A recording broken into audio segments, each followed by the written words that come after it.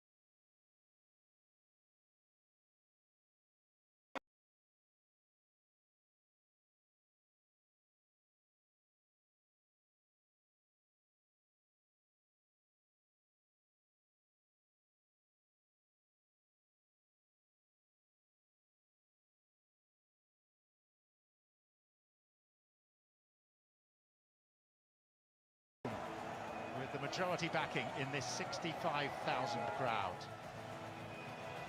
The match officials, led by Ilgiz Tatanchev of Uzbekistan, who was in charge of a couple of games at the Club World Cup, but this is his first World Cup fixture. And the VAR, Armando Villarreal, a resident of Texas.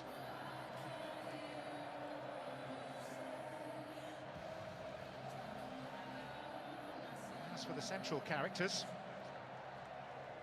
there are 3 changes to the Scotland team that saw off Haiti and a reduction of 2 strikers.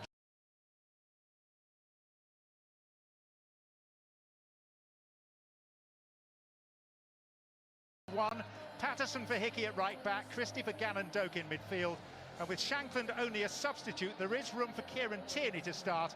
He and Robertson deputed to try and subdue Ashraf Hakimi. Yes, good evening everyone.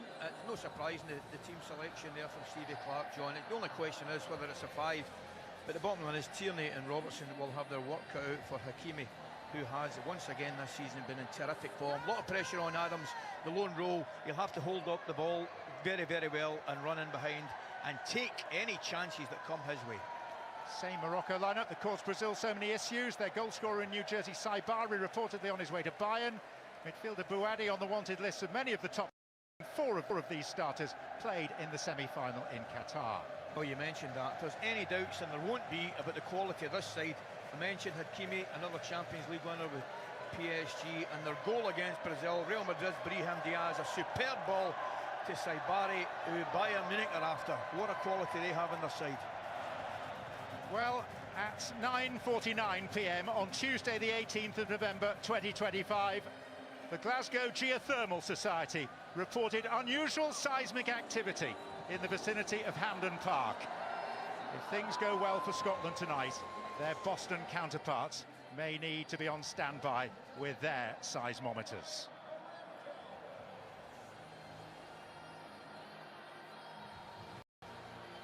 So many stellar talents in this Moroccan team. It is 13 years since Scotland managed to beat a team as high in the FIFA rankings as Morocco currently are.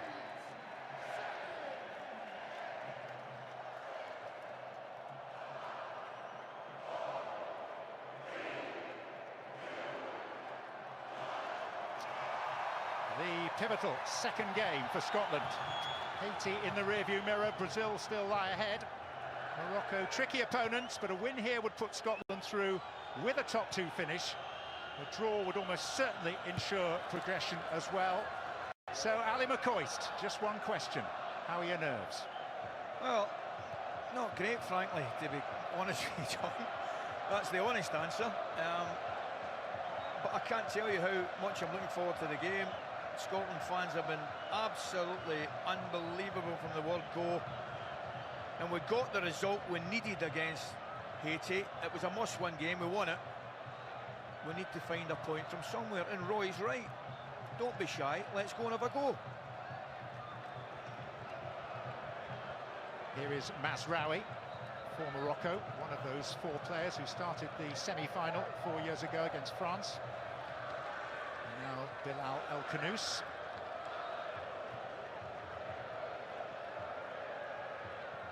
Bouadi. Brahim Diaz. And he looks for and locates Saibari with an early chance. Emphatically converted. By far the quickest goal of this World Cup so far. And Scotland, for all their preparation and their thinking through of how this might unfold, they're on to plan B already. Well, it's an unbelievable start, isn't it? Let's be frank about it. Out the corner of my eye, I see Grant Hanley stepping out. I think he gets it wrong. We see him in the centre goal. There he goes. Yeah, he gets it wrong, doesn't he? He steps out at the wrong time. Saibari does really well, and I've got to say the finish is absolutely ridiculous. He scored with his first shot on goal, or the first shot on goal against Brazil. I have to tell you, that was a good finish. That might just be better. Just the pace of the ball absolutely beats the goalkeeper. Just a poor decision from the centre-back. He goes to step out and he goes out at the wrong time, leaves him onside. 71 seconds on the clock.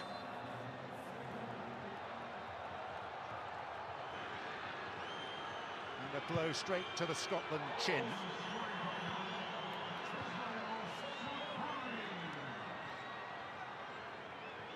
Here is Diaz, played his part in the build-up to that Moroccan goal.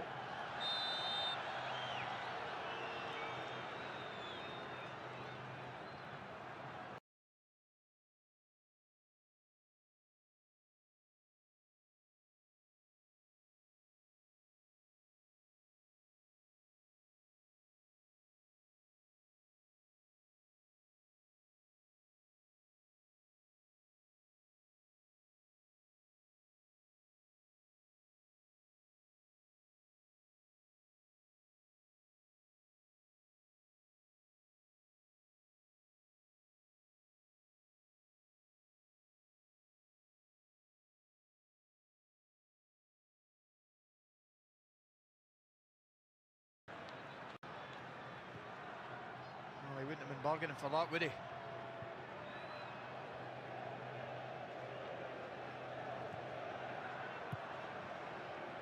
It's caused a dramatic and immediate reduction in the noise levels around this stadium in Foxborough.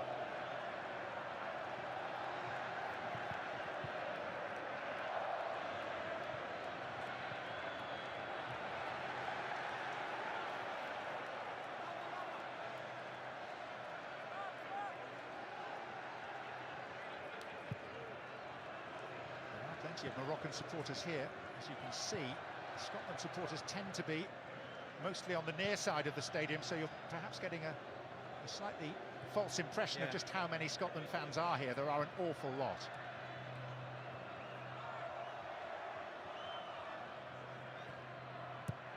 El Nui out to Hakimi.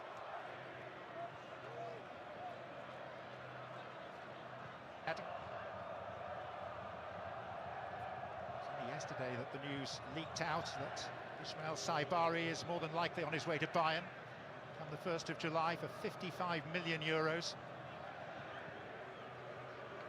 a reliable goal scorer in the Netherlands for PSV this past season.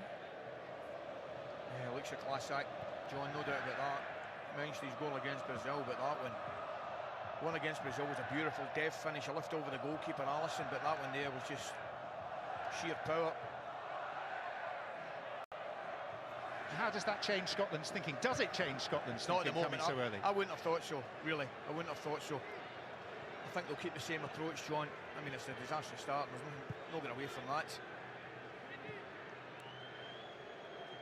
But they've just got to regroup, take their shape, get some possession of the ball and play their way into the game.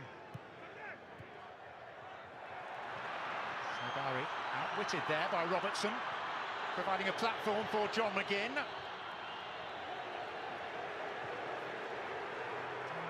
Rapidly snuffed out. This is El Khanous.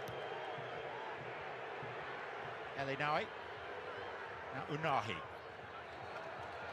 El Khanous again. Diaz.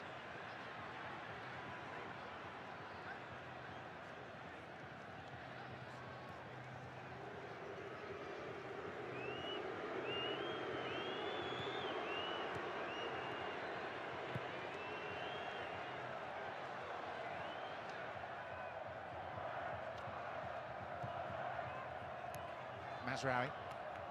Morocco starting here very much as they opened up against Brazil in their first fixture when they were hugely impressive. I thought opening 45 were excellent on that particular game. Brazil came into the second half, they obviously got the equaliser, Vinicius Junior, but I would have thought over the 90 minutes actually that Morocco were the better side.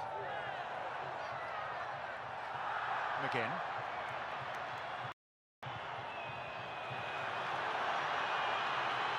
Tierney. Trying to find the switch to Adams, picking up the pieces is Christie.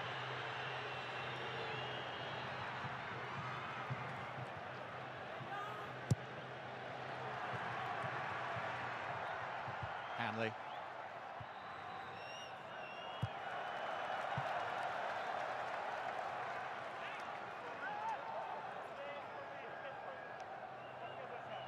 Mohamed Ouabi, who has only been in post for 3 and a bit months. That guided Morocco to the last 4 of the last World Cup. Walid Regragui decided to step down in March, saying the team needed fresh impetus.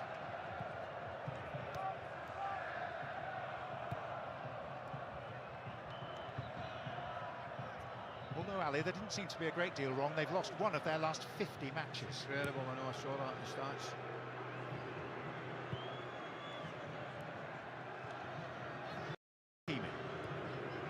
Diaz.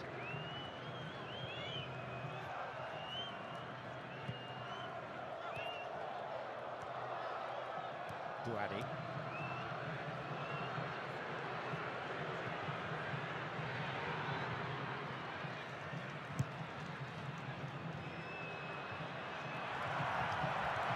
Got to take that in, the centre forward. Adam has to take that in and protect it. Sabari seemed to take a bit of a kick there. It's just too strong for LA Nui. Yeah, you spoke about that record that Morocco have, John. They're that good, they even win the games that they lose. The Africa Cup of Nations final. Of course, the final outcome of that will be determined in a Swiss courtroom. Yeah.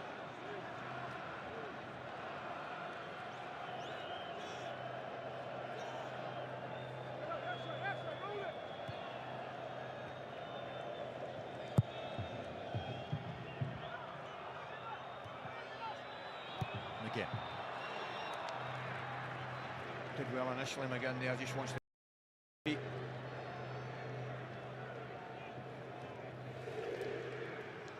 A word on Scotland's shape, because there was some conjecture as to whether it would be 4 at the back or 3. You can see it playing obviously 4 now.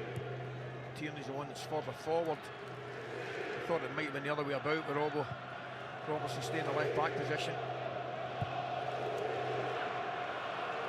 Switch now, they've all switched because they're quite comfortable, aren't they? Let's be honest.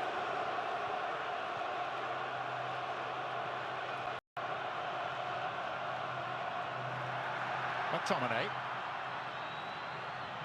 He's up against the teenage Tyro, Buadi.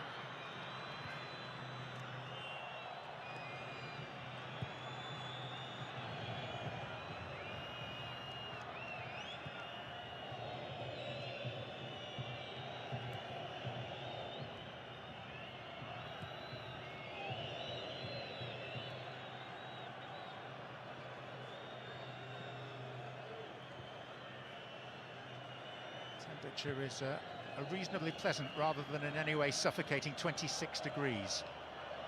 79 in old money. It's won by Saibari. Unahi. And it was perilously close to 2 Morocco players. LA Noui beyond the back post. It had initially bypassed Saibari. Well, he dallied on it, Christie. I still think it's probably a free kick. Referee doesn't see it that way. And from then on in, we're riding the luck. Oh, went through Henry's legs. There you are. No, just goes to the left-hand side of him. The forward player, might have been Diaz, just a little bit a yard ahead, thankfully.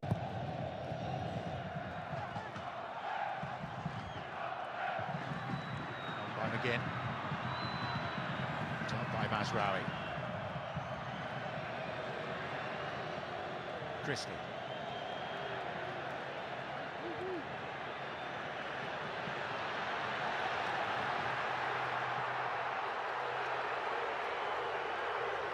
Saibari with support. El Canouse.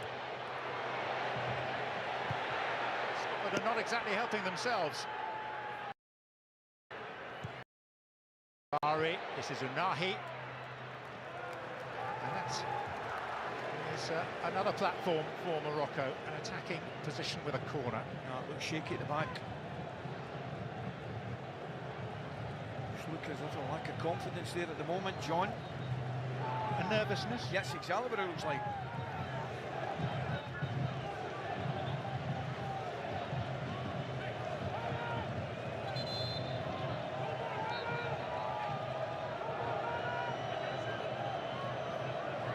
Yeah, it's I'm surprised if they put balls into the box.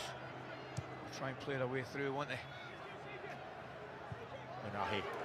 And Hakimi has got in very easily here. That's poor communication.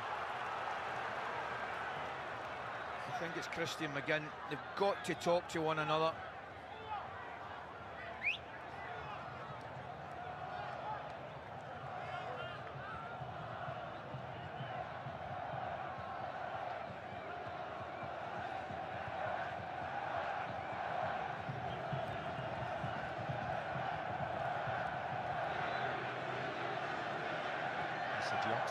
Hakimi.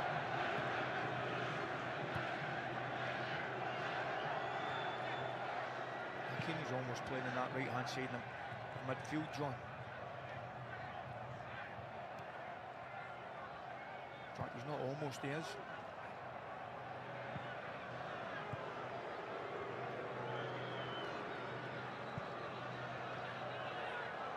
Diop. He was looking for Hakimi.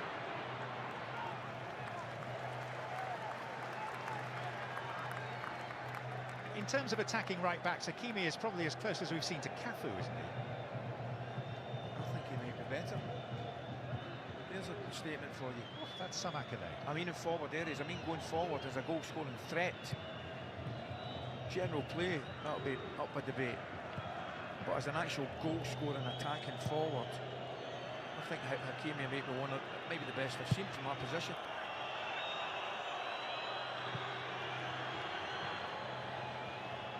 Is Riyad. She managed to snake a boot around him.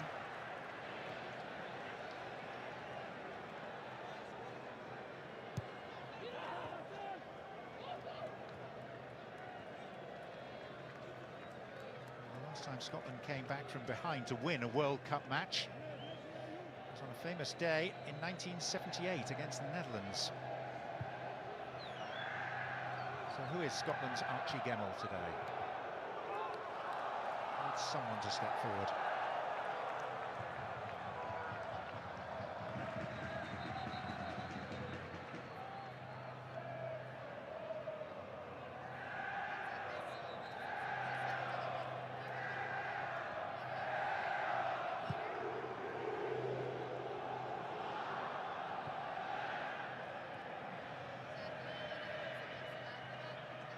And incidentally, fielding their most experienced 11 ever in their international history, a combined 609 caps today.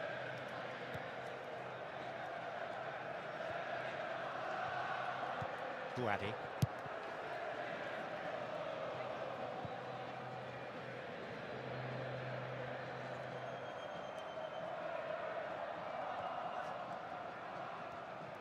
Mazraoui.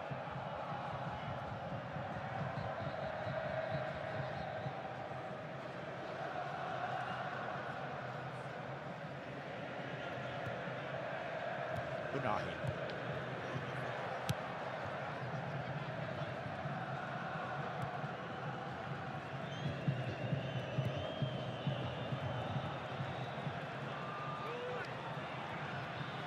Scotland, Tominay, another pass in danger of going astray. Rescued by Patterson, here's McGinn. McTominay. Tierney in that more advanced position. To Roberts. Drilled for Patterson. Good switch, very good switch.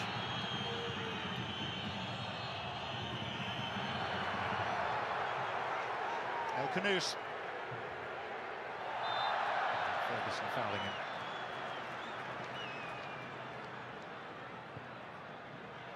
Just think have to be tighter and better in possession of the ball. Scotland when they're getting it, John. Some one or two slack passes. Hard enough getting off a team of this quality, but when you do get it, you've got to be careful with it. You've got to protect it. Take good care of it. Not doing that at the moment.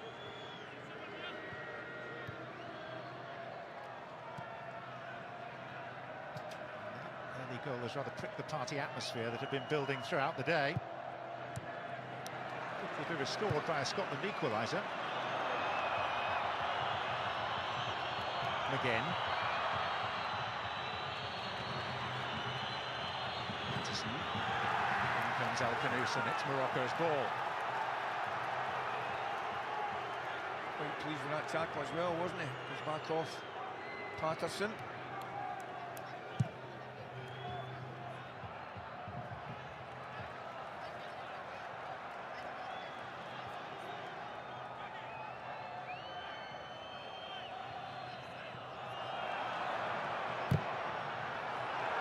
losing out that time to El Canouse.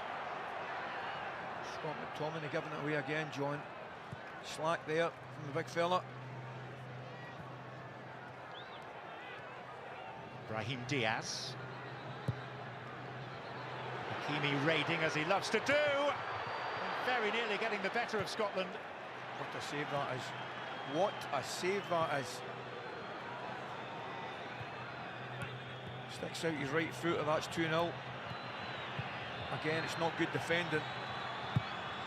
Goalkeeper does really well there, John. Really well.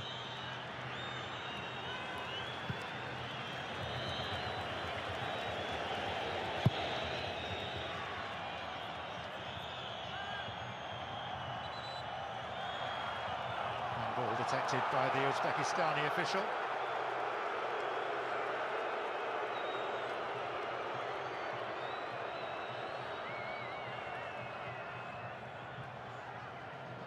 It's a brilliant stop, honestly.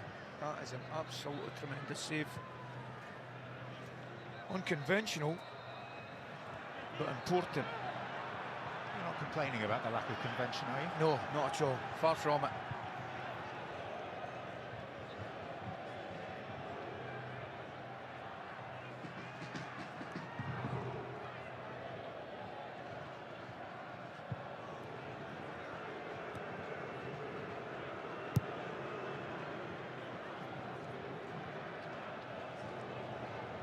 Riyadh to Fulham's Issa Diop.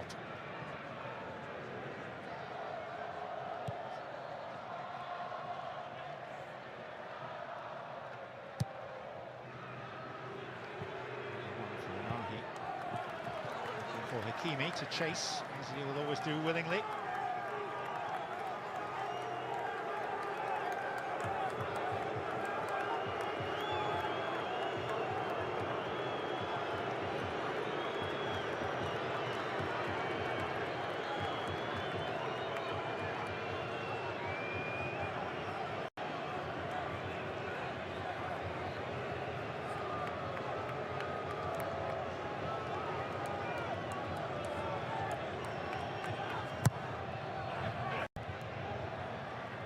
Partially dealt with by Hanley.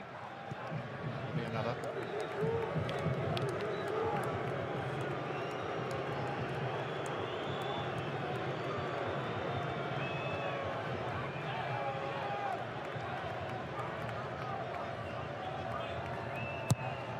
Hakimi with it.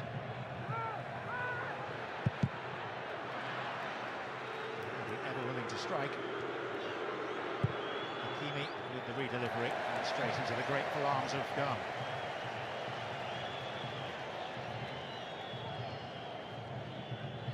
Still no real sign, Ali, that Scotland are settling into this. No, it's not, unfortunately.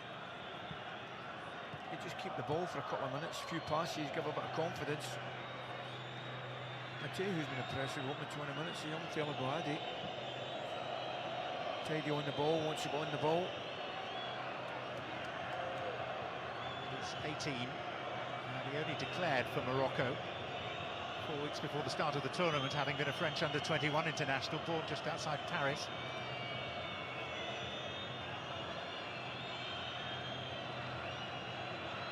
Both the recent Champions League finalists are reportedly tracking him amongst many others. Currently with Lille.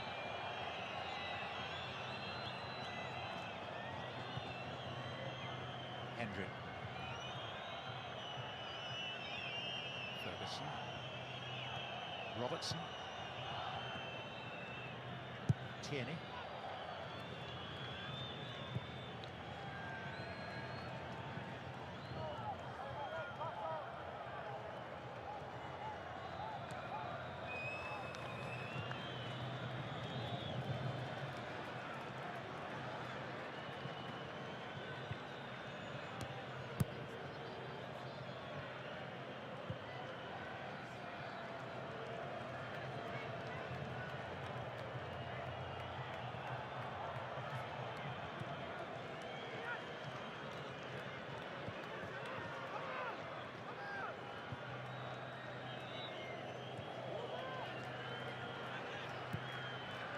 Patterson.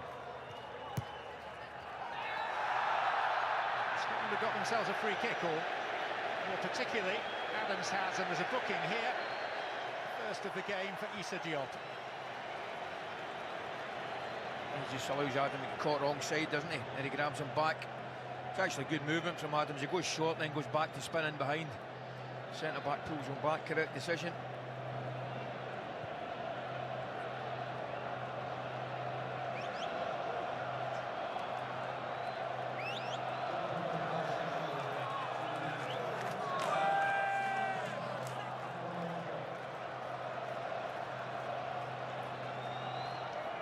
Just on the cusp of a hydration break, but before that we will get this free kick.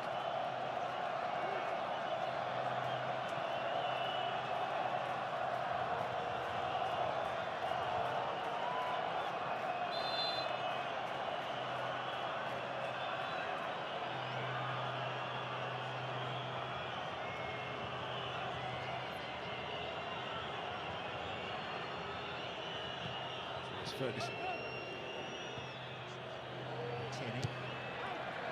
Away on the volley by Mazraoui.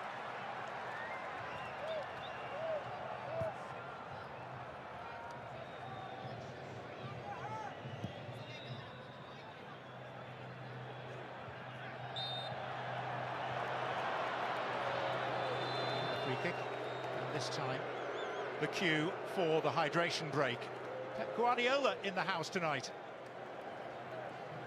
Amongst a constellation of star names and faces, as has become the norm at these World Cup fixtures, and it is Morocco that head for drinks, leading through a goal by Saibari after just 71 seconds. Well, don't forget you could win £75,000 and a trip for two to New York to watch the FIFA World Cup final on the 19th of July. A single entry by text or online costs £2.50 plus your standard rate message for texts. Entries close at 10 AM on Monday the 6th of July. Post closes at 12 PM on Thursday the 9th of July.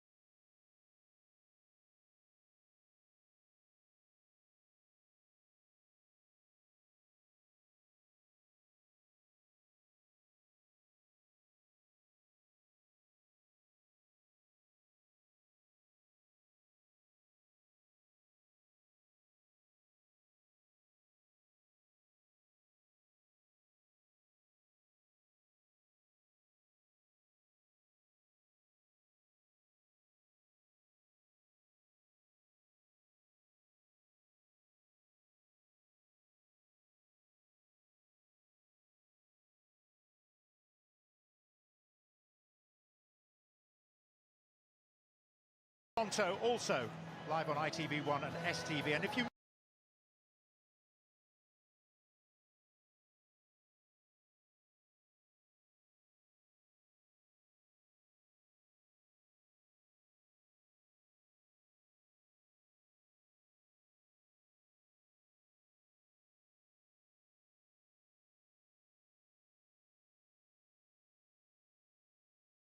No, it's not starting, not going at all. I mean, the goal, probably I should expect, it's completely rattled them. You know, I'm thinking to myself before the game, my tactics plan was get to the first hydration break. That was my plan. Clearly, that didn't last very long, 71 seconds. And all of a sudden, you give yourself a mountain to climb. But still a long way to go in the game, John. And frankly, it's difficult to frame exactly what Scotland need, because we have no historical precedence. This situation where 8 third-place teams go through. The thought is 3 points and a reasonably decent goal difference should be enough, but there's no guarantee. Correct. 4 points certainly should do it. Correct. Just stay in the game. Stay in the game. Never know, got a free kick. Set play, corner. But we just have to calm down.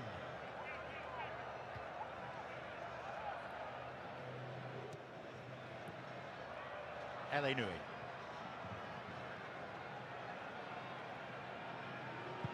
Buadi. Diop.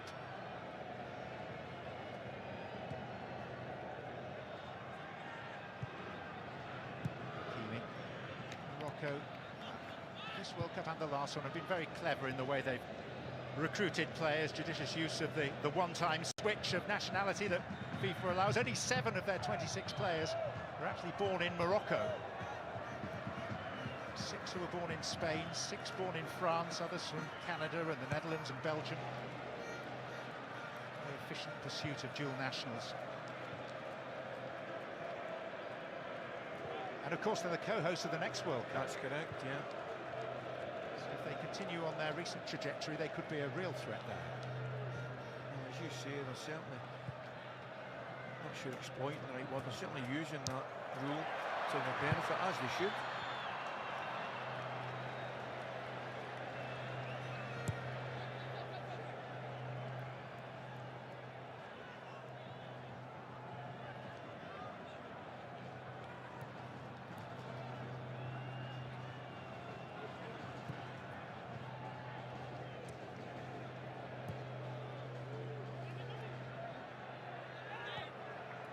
Seeking to do what they've never managed before, progress beyond the group stage at a major tournament. No country has reached as many World Cups without progressing beyond the initial phase. Good run by Diaz. Saibari. Back to Brahim Diaz. And El Nui. I mean, the shots are poor one, but the movement. Watch this, Saibari's just a little bit too heavy with the return pass. Watch, there. Just puts too much on it. He takes half a yard off that. Brahim Diaz is in with the goalkeeper to beat. Just leaning back there, isn't he? El Nui. But from Scotland's point of view, if the centre forward, Saibari, had just taken a little bit off that 1-2, the second ball back to Diaz, Scotland were in trouble.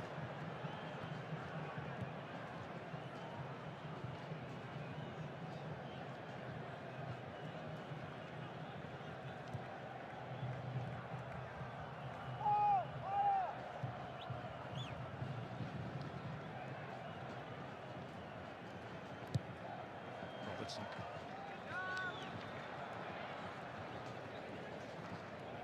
We've had a recalibration officially on the timing for the goal. 70 seconds. 70. 71. Is that to make me feel any better, or? Really?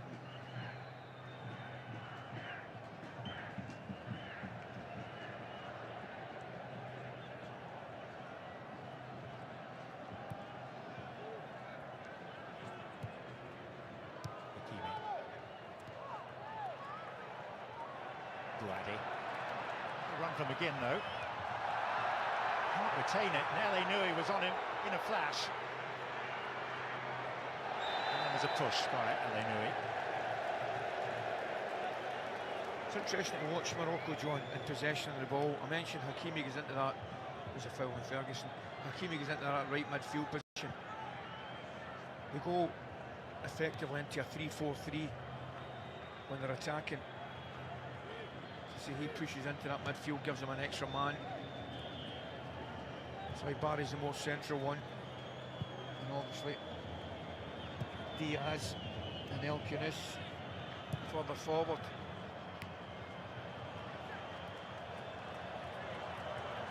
Ferguson. Hendry. Robertson. Now McTominay.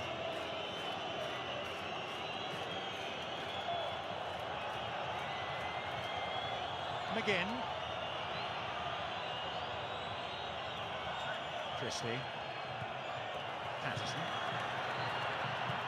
A bit more methodical from Scotland momentarily. Saibari can lead the counter, but there are two Moroccans down at the moment. Slowly picking themselves up off the deck. Now they're back to 11 active players again. Diaz.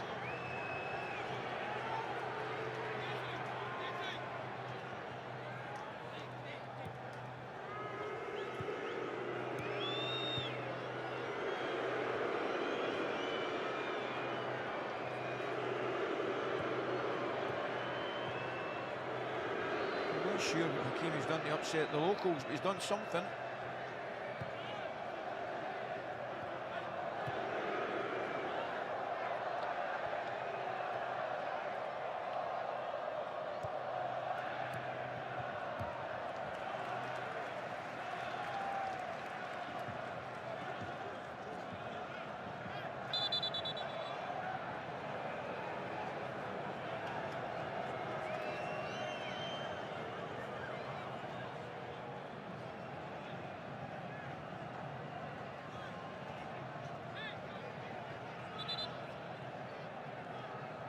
Painful one.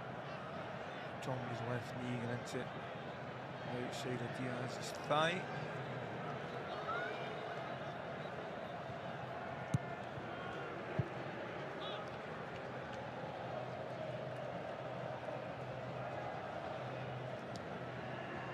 Mazraoui.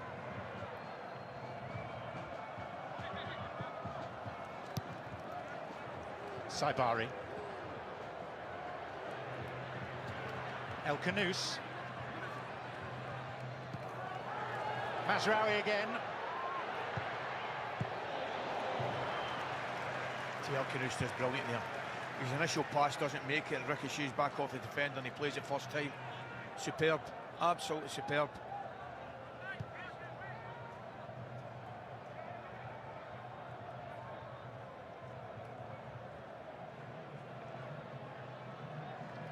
Unahi.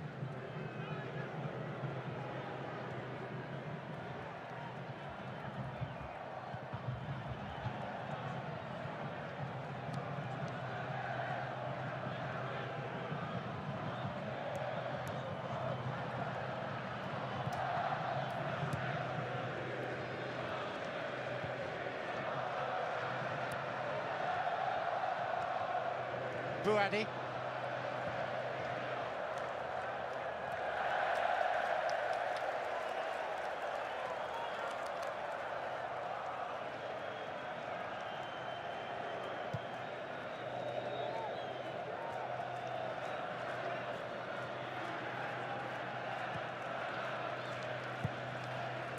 Ferguson.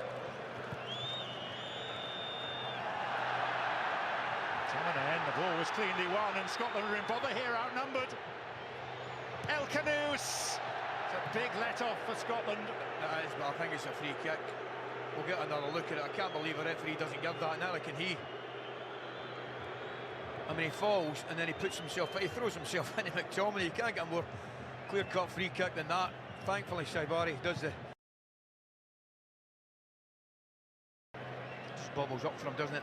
There you are, it's not on the ground, he's leaning back, gets it all wrong. Looked a free kick though.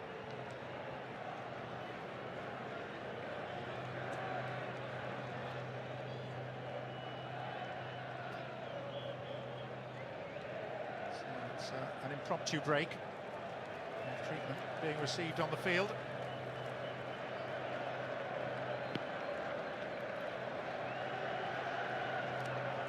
Whilst there's not been much to smile about for Scotland on the pitch so far tonight, there's been plenty to smile about for Scotland in the region around Boston this week. It has been an extraordinary few days in this city. Oh, it's been, John, it's been remarkable, absolutely remarkable.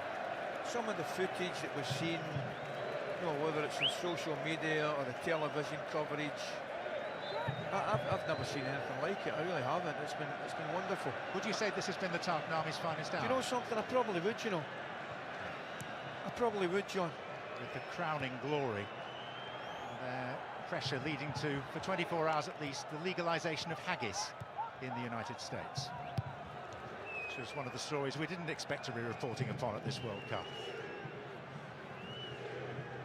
You're asking me my opinion, it's an all too brief legalisation.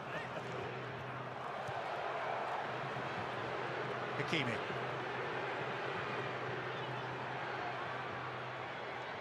Diaz.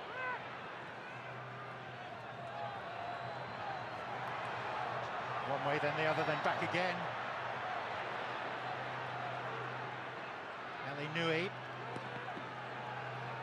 Diaz.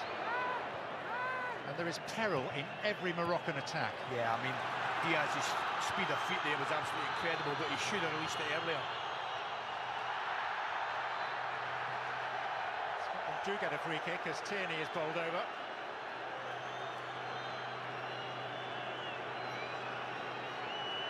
Just leans in some there. Left shoulder.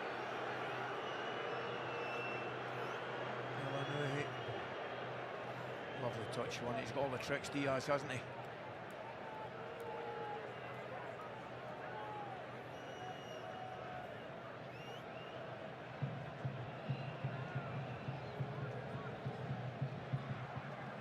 Tries to patch up that mouth injury a little further at half-time for LA Nui.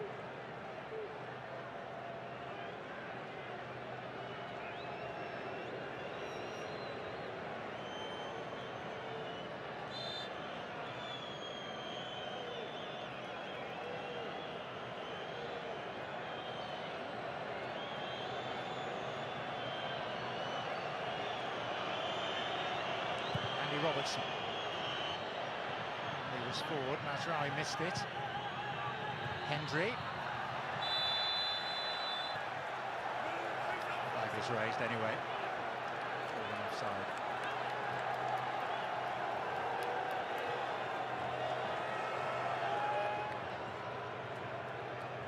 Just goes early, doesn't he? Doesn't need to. Looking along the line, can't handle it.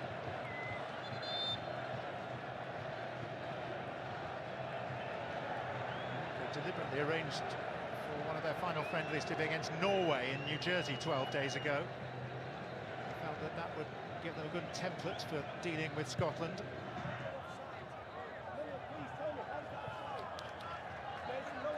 Did 1-1, although the result was relatively immaterial.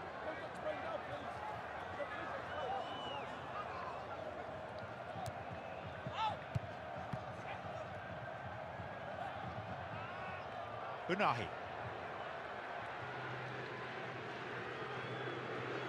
Hakimi.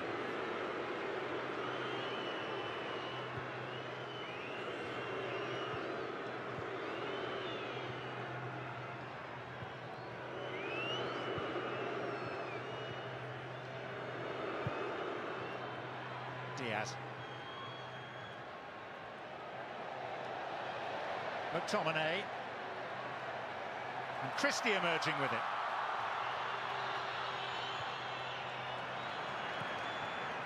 Didn't have anything ahead of him, did he? That was the problem.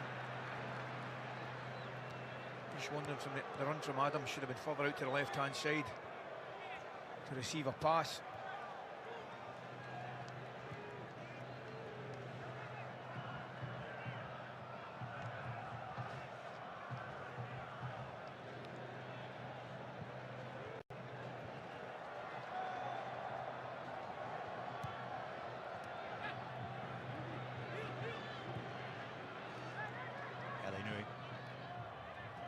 Mazraoui.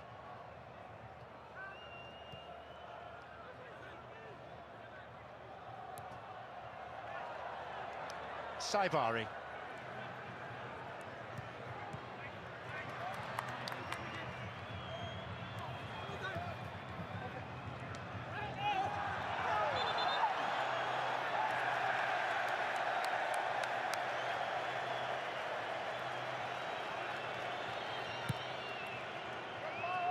With both hands here, doesn't he?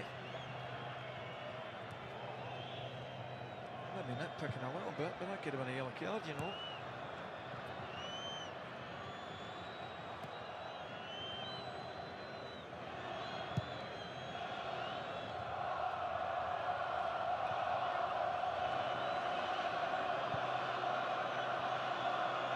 Robertson.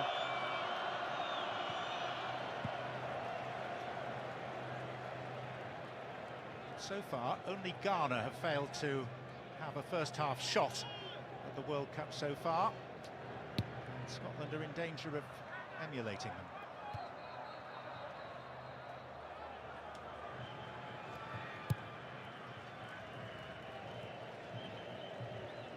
I'm looking at this side, Barry. Johnny likes to come off that left-hand side as well. He allows Neil Kynnis to drift in more central.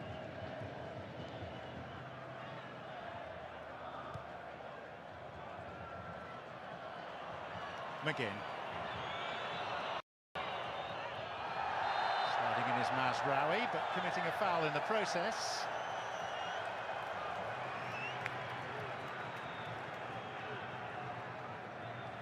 Catches his left leg, doesn't he, when he goes to ground?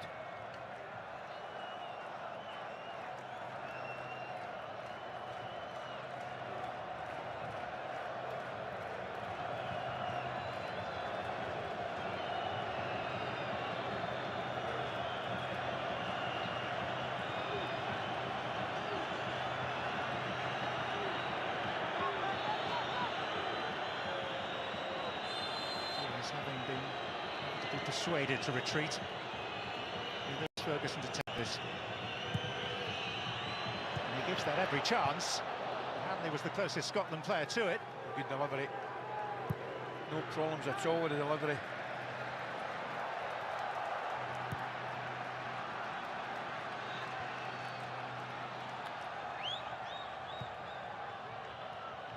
McGinn.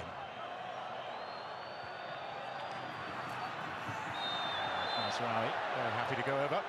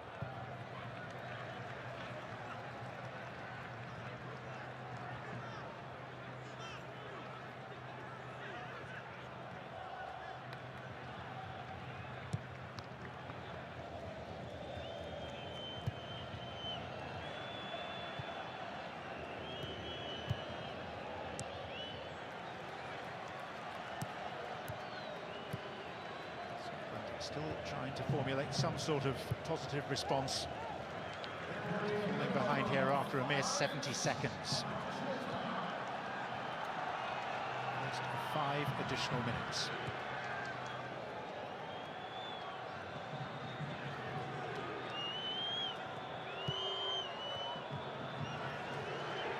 Scott McTominay.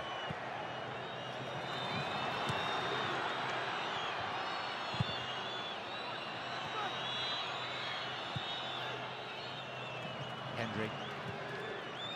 Ferguson. Christie. Patterson. In for Adams, and it'll come for Robertson and McGinn.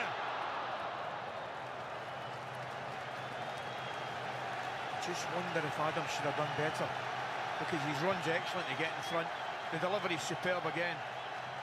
At least that's a couple of good deliveries into the box. Scotland have had Patterson smashing ball.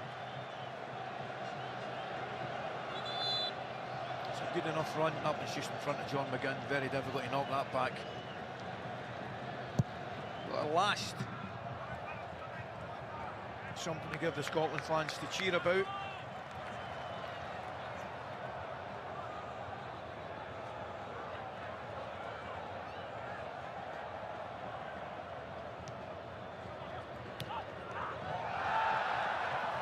Playing advantage, and this is McGinn.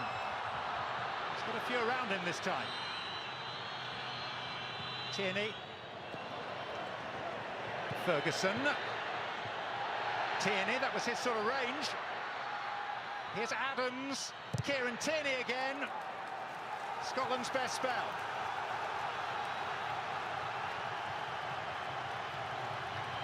by a distance. I thought Ferguson was going to hit that in the volley as it came down.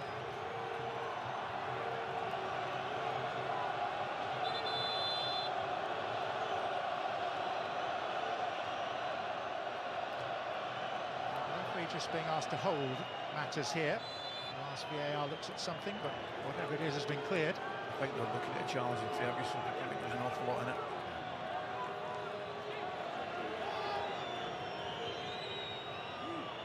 Hendry.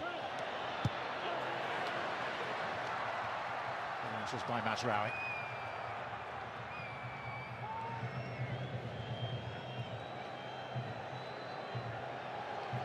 Drawing any encouragement from the last couple of minutes? I think you have to. You're looking at something to grasp onto. I mean, it's not brilliant, but the last 5 minutes at least we've looked as if we can put the ball into the box and maybe create a bit of interest.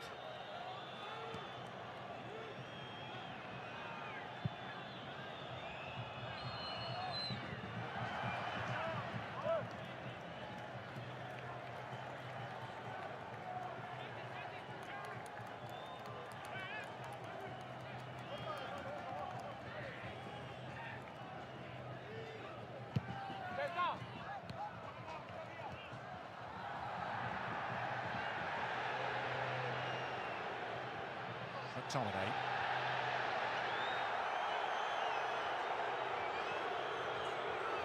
Fairly evidently felt he deserved a free kick for that challenge.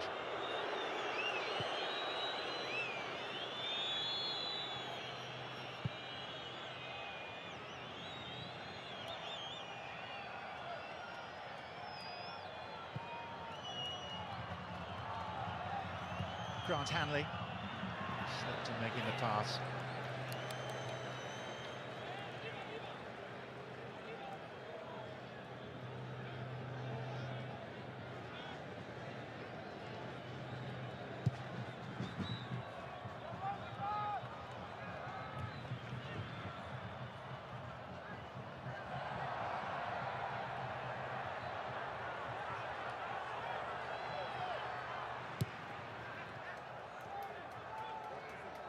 Another observation I would make, John, the referee has been pretty consistent in letting things go,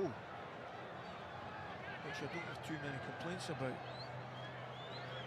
as long as he keeps it going second half too.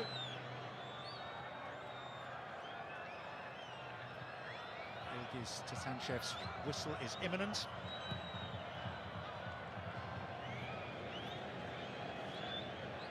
It's not his best football. And the most hope has come from the last few minutes, but they trail to Saibari's goal after just 70 seconds. Duncan Ferguson, Roy Keane and Ange Postecoglou in the studio in New York with Mark shortly. Half-time in Boston, Scotland 0, Morocco 1.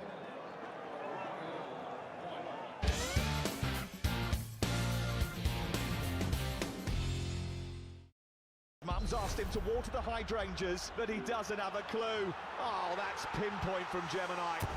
And just like that, the dry spell is over. You know I'm big on a bright white t-shirt, but if after a few washes the whites go dingy, they get relegated. It's buffing your motor dingy. There's down the gym dingy. I'm getting artsy dingy. But the big one from Ariel cleans really deep to bring back bright whites. Because you know all that dinge is just old dirt built up over time. So now ditch the dinge on all my t-shirts. I might have too many now. Ditch the dinge with the big one from Ariel. Always give away from children. That is the difference between boys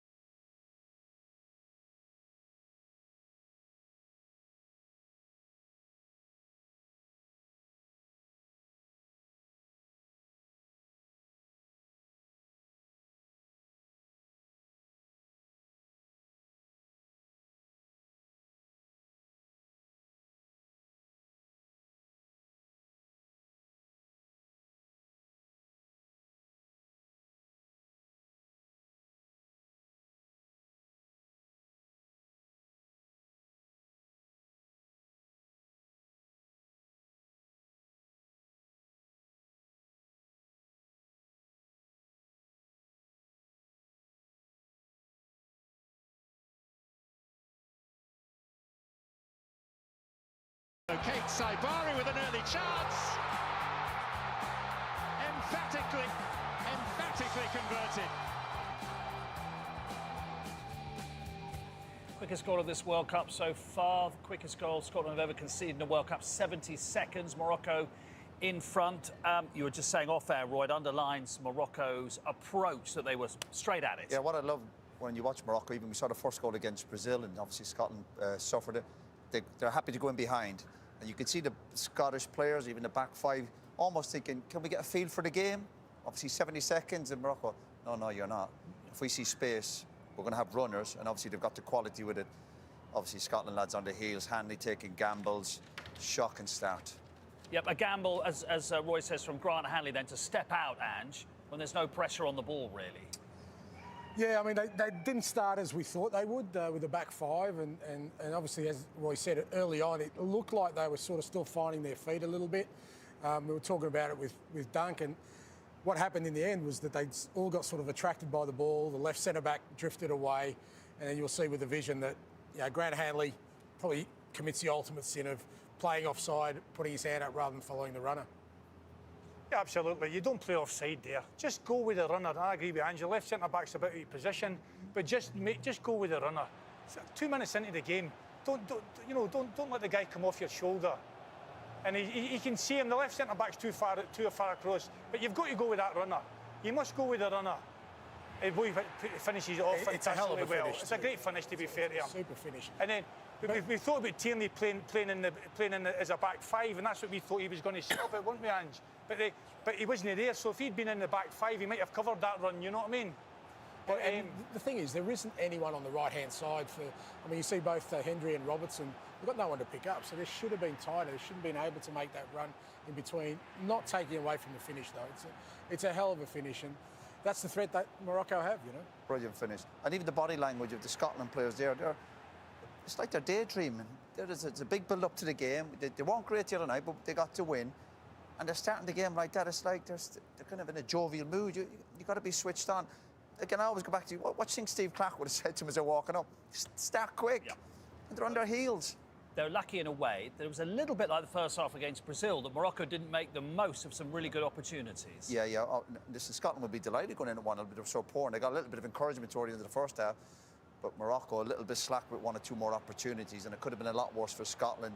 Again, we're seeing the movement. We talk about mobility, pressing at the right times, and it's just even that little bit lack of quality from Morocco. We get into these positions, a little bit fortunate for Scotland here. It doesn't fall to one of the Moroccan players, but the warnings are coming. The warnings are coming. We spoke about the game. They're mobile and they like to go in behind. I love that side of the game, because you're thinking the Scottish players, we've got them in front of us, but the danger's running in behind you.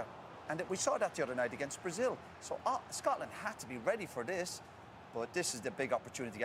Again, little details, slow ball. I mean, not a great ball to him. It's bobbling up. Scotland, again, poor defensively. We talk about communications, distances. And Steve Clark, no doubt, will be hugely frustrated. But big half-time team talk for Steve Clark. Disappointment for the Tartan Army at half-time. But as always been saying, the good news is they are still in contention. Morocco 1, Scotland 0 at half-time in the sunshine of Boston.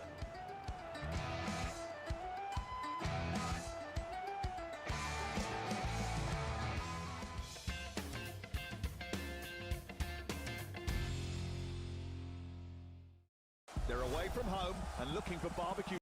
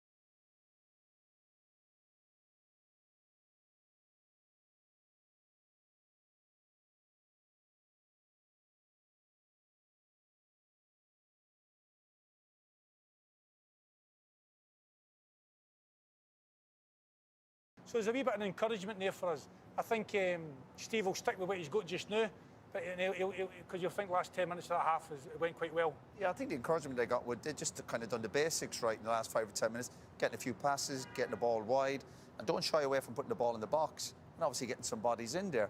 So and don't be afraid to make it an ugly game as well. Play to your strengths, and as I said, if they can get it wide, put the ball in there and get people attacking it. You've got the bench, of course, as well, from Scotland's point of view. There's one obvious player to come off. Yeah, we spoke about Doak before the game, and they're going to need some sort of threat to get in behind, because at the moment everything's gone in front of Morocco's defence, and Doak certainly does have that. They've got, obviously, Dykes who can play, Hurst who can play up front. So if it stays 1-0, I expect Steve Clark to make some changes in that front third. You would expect that, wouldn't you, Duncan? You have to gamble to a certain extent. I mean, look, we didn't start well, but we'll go back into the game. So I think he'll be quite happy to hang in the game. Right? You've hung in the game. I've hung in the game, all right. We'll go back. You haven't got back into the game. But your hanging in is my getting back in. 1-0 down.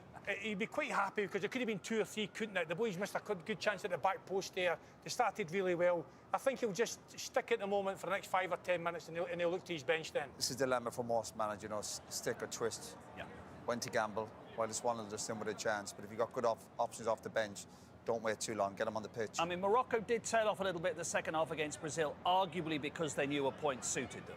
That's probably the difference to this. Yeah, of course, yeah. And obviously that was against Brazil. But again, they'll be looking at Scotland here. There's a great opportunity to win the game, and obviously from their point of view, they'll be thinking of topping the group ahead of Brazil. So I don't think they'll be easy enough, far from it. Time for the second half, then let's go back to Boston. What have Ali McCoist and John Champion got for us?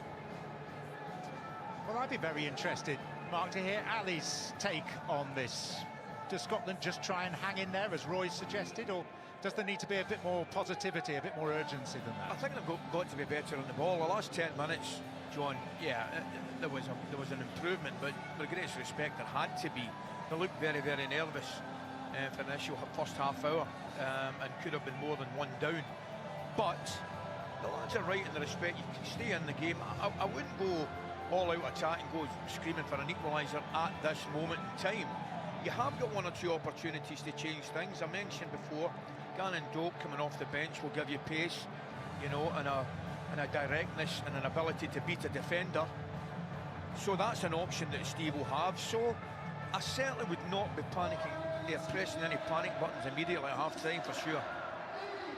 But you wouldn't want to know, Ali, that Scotland have never won a match at a major tournament in which they trailed at half-time. No, I wouldn't. Okay.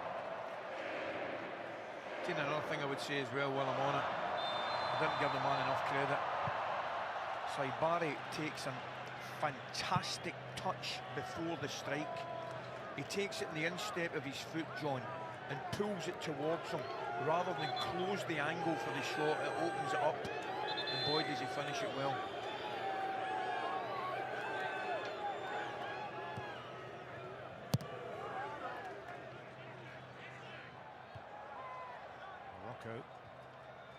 Living up to their billing as the highest ranked of the 10 African teams at this World Cup.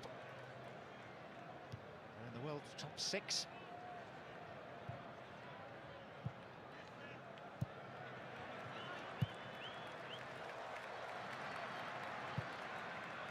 No, the fabulous World Cup, the last one, John, didn't they, as well? Some tremendous result. I think they beat Spain last 16, Portugal 1-0 quarter-finals.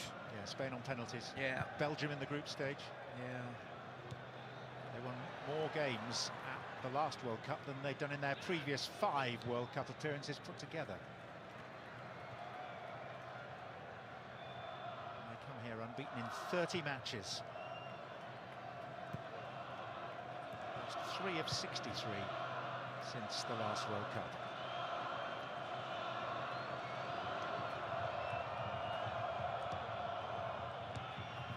Robertson.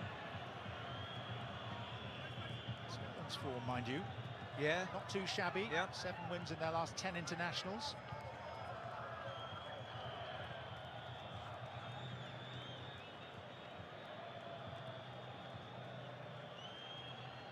There's a togetherness about this group that's already seen them through moments of adversity. They may need to tap into that again. Hendry. Robertson,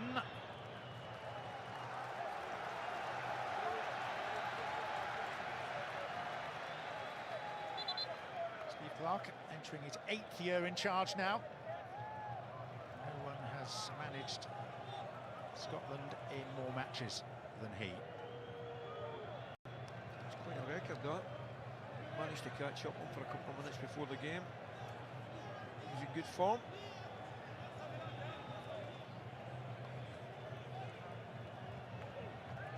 Tierney. Hanley was forward. Robertson.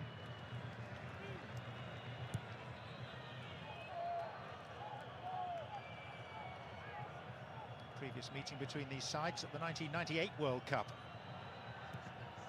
And Morocco won comfortably, 3-0. The goals from Saladin Basir. Craig Burley had had enough of him, scythed him down and got sent off. McGinn. He's got Adams for company up there. And McGinn goes over and looks immediately to the referee. And there are others showing immediate support in blue. No, it's interesting, the reaction, isn't it?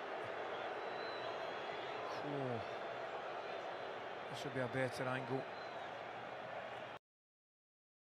To the right leg, looks as though he comes across him. You don't know. We'll certainly have a look at it. I think he's given the by kick. Well, the referee's finger is to his ear as we watch these replays. He's been asked to delay by VAR. But that delay is now over.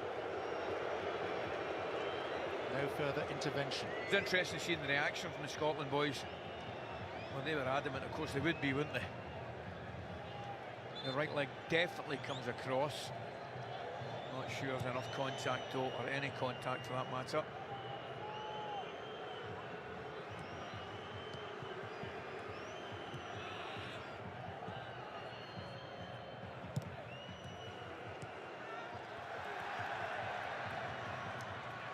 Bouadi. Mazraoui.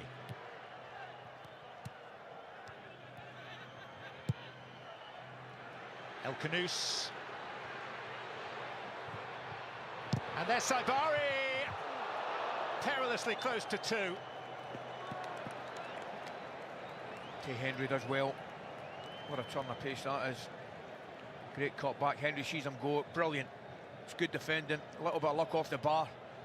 But he just sees him coming at the corner of his left eye. And he does well to come across and put him off. Comes off him. Comes off his heel. Goes over the goalkeeper. Crossbar and over. A break. That's how dangerous they can be.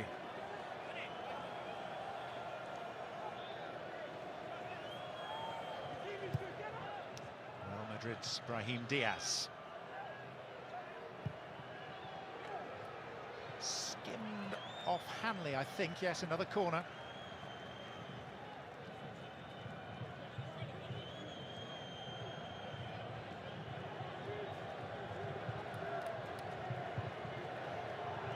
Slightest of touches there.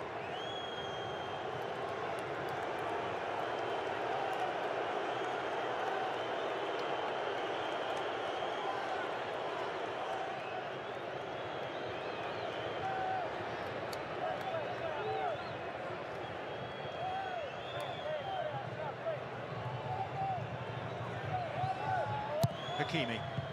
Oh, it's a good header by El Khanous, and Gunn had to be very alert to that.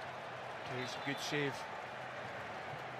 He comes across, I think it's comes in behind Robertson and gets an excellent header on it, and with nobody on the post, poses the goalkeeper a big problem, and he does well. Change your shirt there. Inouye required. He just gets across Robertson. That's a good save again.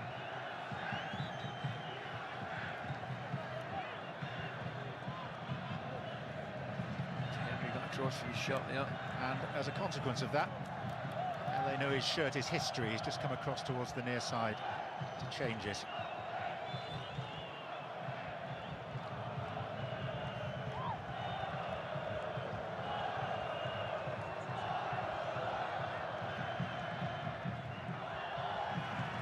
Unahi. Saibari.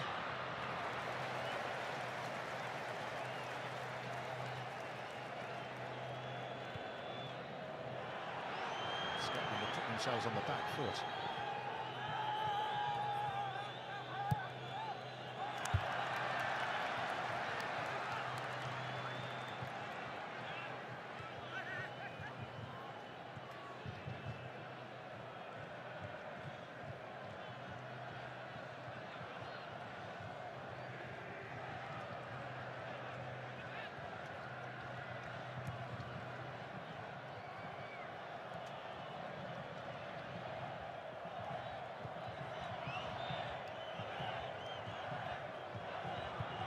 Diaz. Watson. Ferguson. Injury back to Gunn.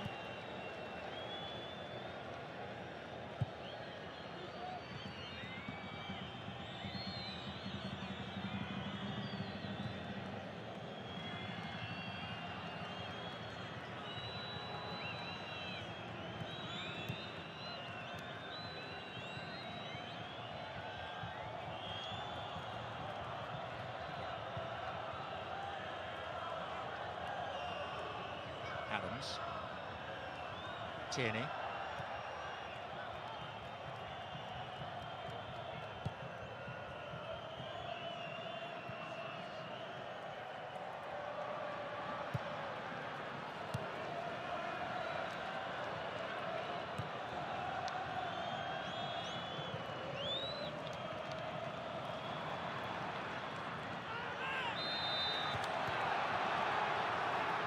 Free kick.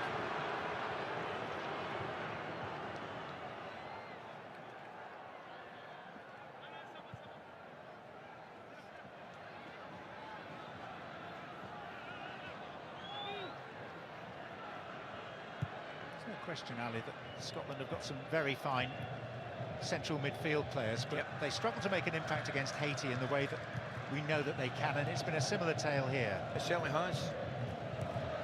I was hoping, I was pretty confident they would be far better in possession of the ball. That's better from Lewis Ferguson. Yeah. Fend off Buadi. The referee unmoved by the tussle between them and has given a goal kick. He did well, really well initially. Ferguson comes in, dispossesses Hakimi. Just leans into him. Buadi, I'll mention it again, John. I don't mind him. Is that your understated way of saying you actually really, really like him? Yeah, without doubt. 18 years of age. He would appear to have the world at his feet. Yeah, where did you say he was? Lille? Lille, yeah. Yes. He made his debut 3 days after his 16th birthday. Yeah, only got 4 caps. Well, he only switched 3.5 weeks before the tournament from France. I would suggest he's going to get a lot more.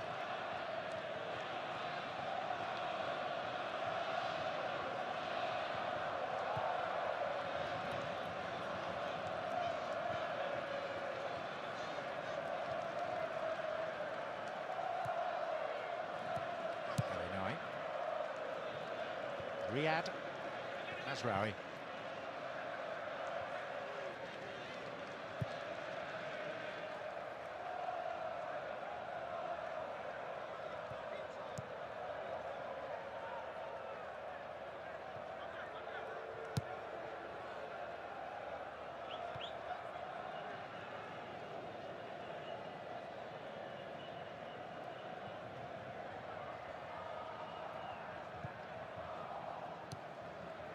Diaz.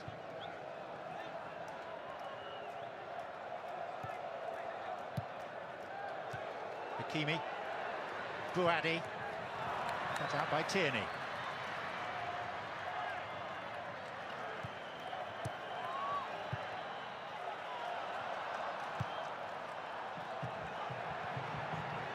Brahim Diaz. Thought he saw an angle. Did brilliant, Henry. Diaz was dying for him to dive in. Stood his ground, did really well.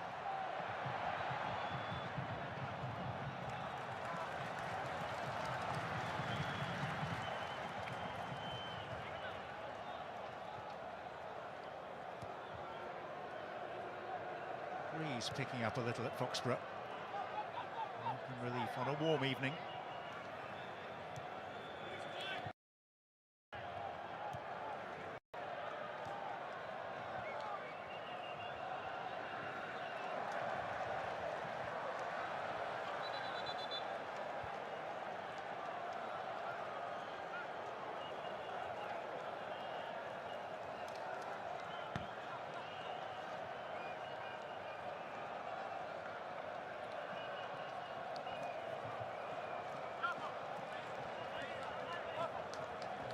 Some deliberation. Scotland's physiotherapy team are called on to tend to Tierney. Those who have so enlivened life in Boston and its environs. For the time being, fairly quiet. Ben Gannon Doak has been summoned from deep within the Scotland dugout. Yeah, certainly maybe some approval up here. So to use your terminology, you don't mind that? Yes, for sure.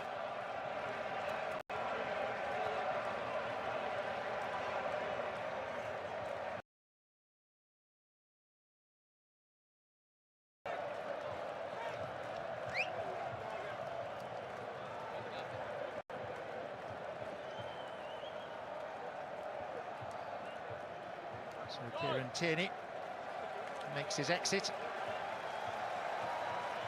And 20-year-old Ben Gannon Doak, who was lively against Haiti.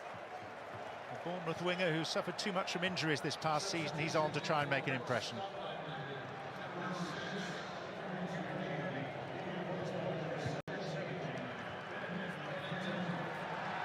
Just switched with John McGinn, hasn't he? John's come over his left-hand side. In front of Patterson. I'm guessing that'll be obviously for cover as well defensively. Stevie would think John McGinn might do a better job on Hakimi than the more forward-thinking Gannon Doak.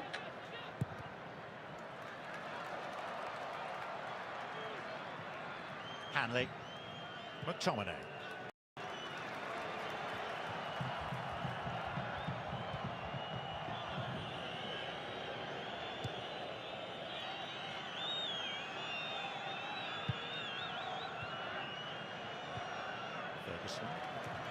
Patterson.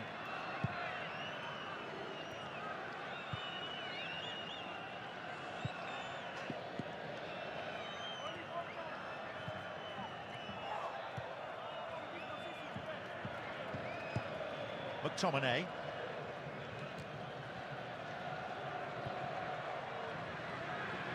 El Canouse.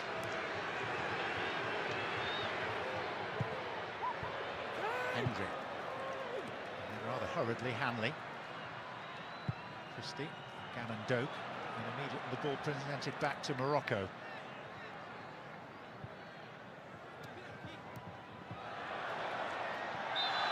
That's a foul by Gannon Doak.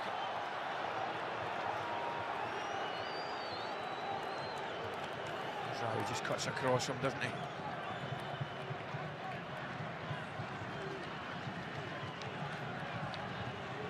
There, catches his left leg, knocks on his right.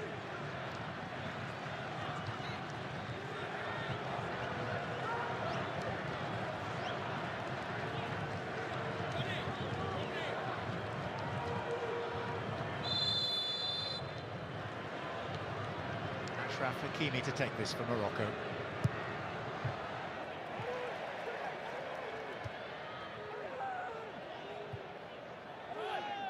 Patterson. Linai. Hakimi.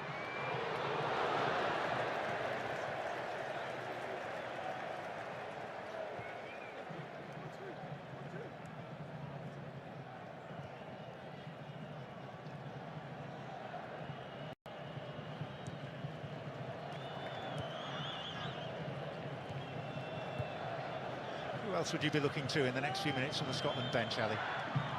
Well, the obvious one would be Shankland. You need a goal. He's probably the best finisher in the squad. But at the same time, you put the ball up the pitch into their box to provide an opportunity for them. So there has to be a change in attitude and play, as well as bringing the substitutes on.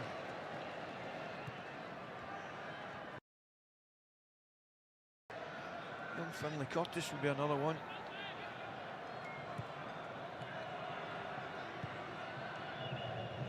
So he has got one or two options here, Stevie.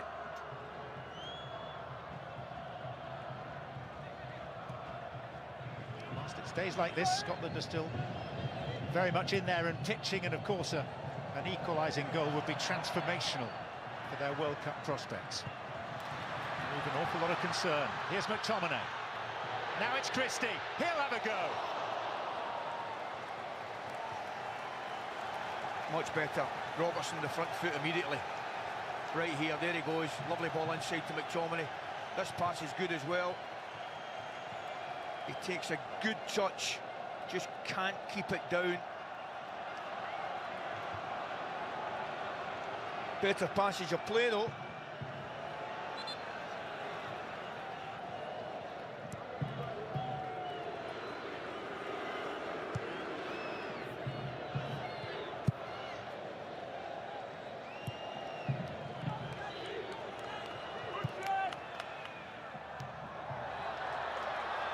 McGinn.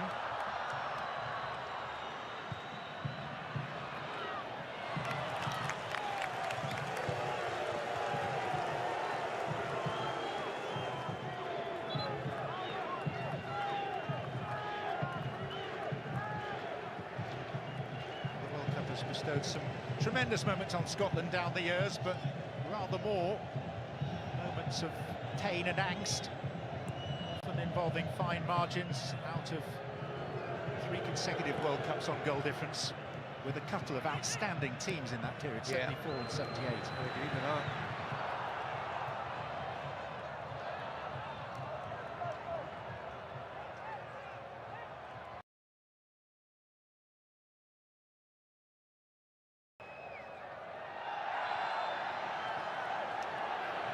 Scotland are not pleased with that. He has got the free kick. Not only that, it's compounded by a booking.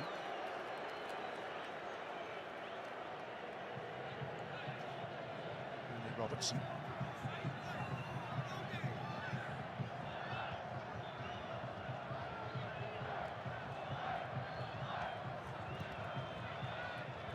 Got that down has been majorly soft.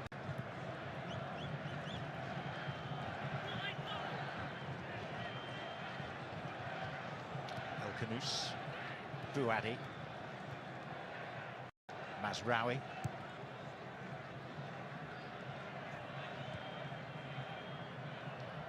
Elinui,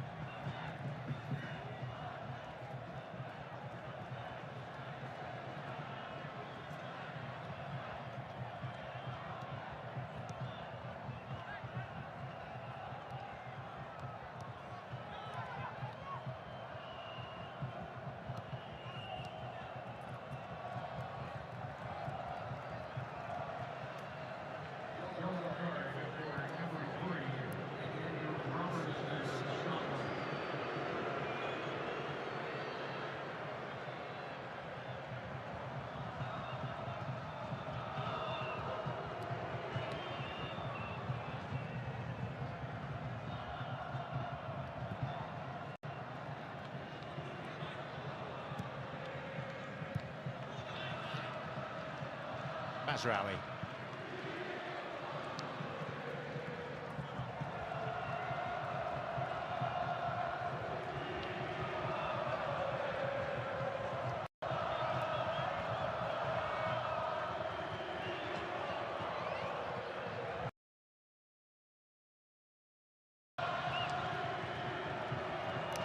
Unahi.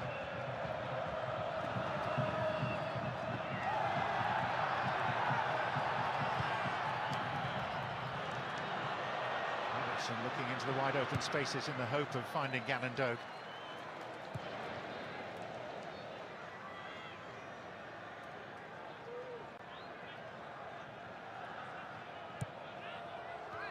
We're in hydration break territory once again.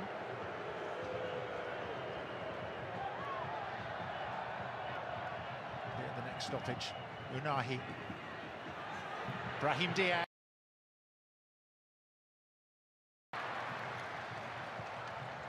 Scared away by Patterson. Can you see a bit of movement down there, Lyndon Dykes? Is it Kenny McLean?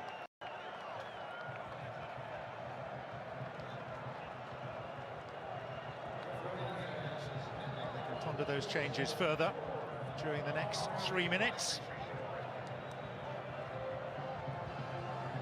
It's the first of 3 consecutive live matches on ITV1 and STV, because coming up pretty much an hour from now, kick-off in Philadelphia of Brazil against Haiti.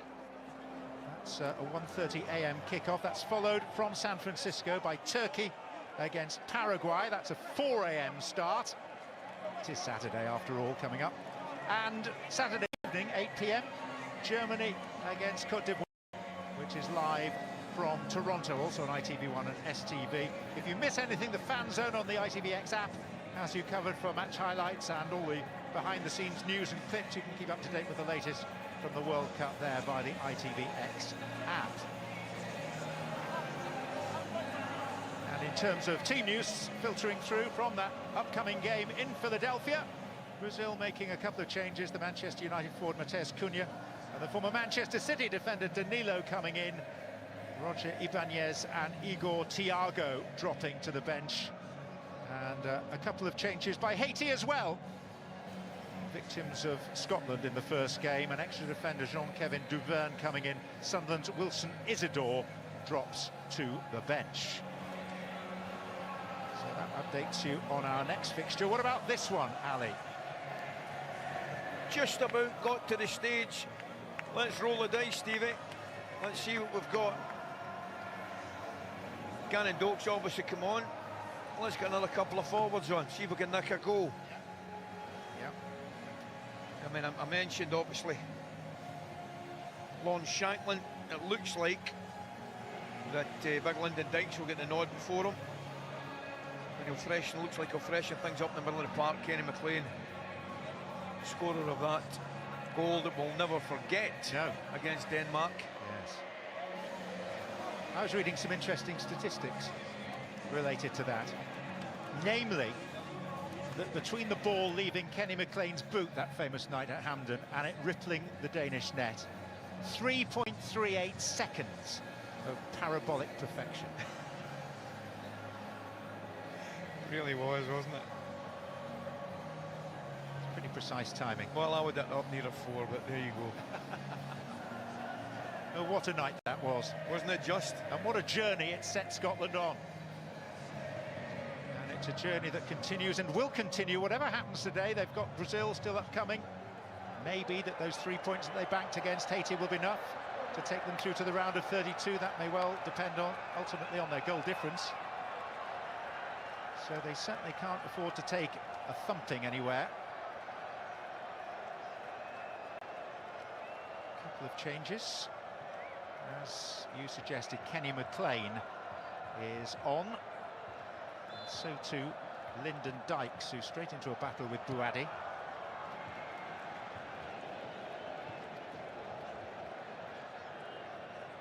Shane Adams has come off. The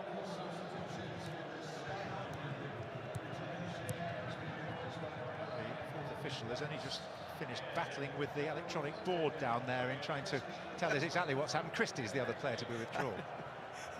I did see that. He was having a serious struggle with his board there, wasn't he?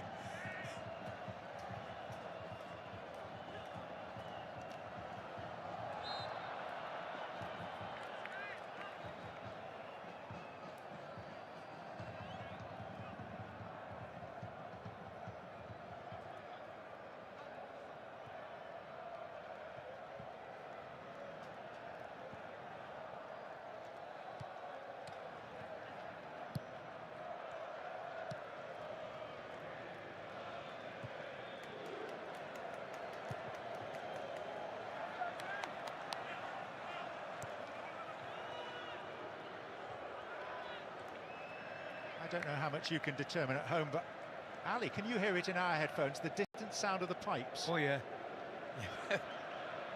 It's the first time I've heard them and they've been distant, to be honest with you. Well, let's say the very welcome sound of the pipes, then. Absolutely. They've been fantastic, haven't they? Right, come on, let's go and have a go here. Last 15 minutes. Come on.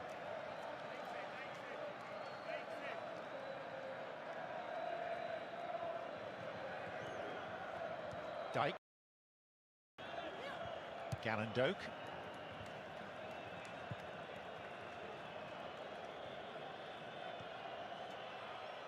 McTominay.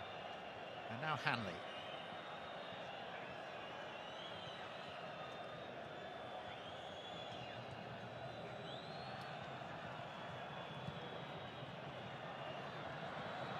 Gallendoke.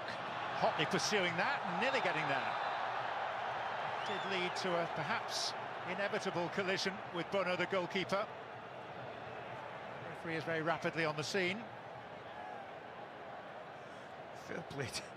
Fair play to the wee man. I mean, he keeps going. And he's second favourite. Doesn't take his eye off the ball, to be fair to him, till the last minute. The shoulder of the goalkeeper catches him.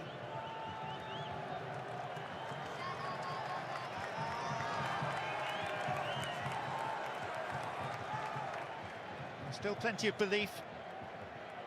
Still more than enough time.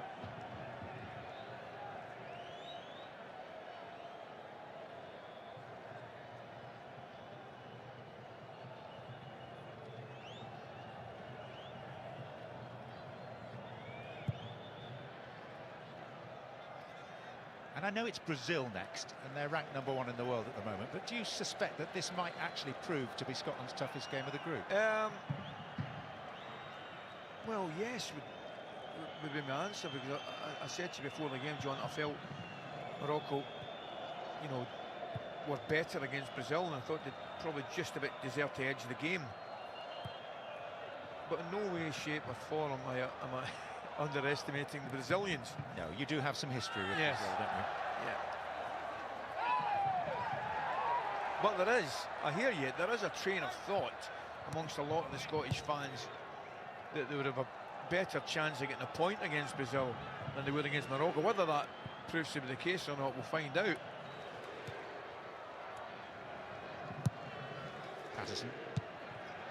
By Riyad.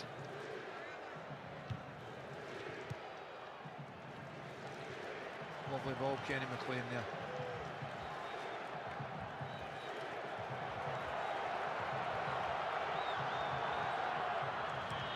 Again. Klein to Robertson.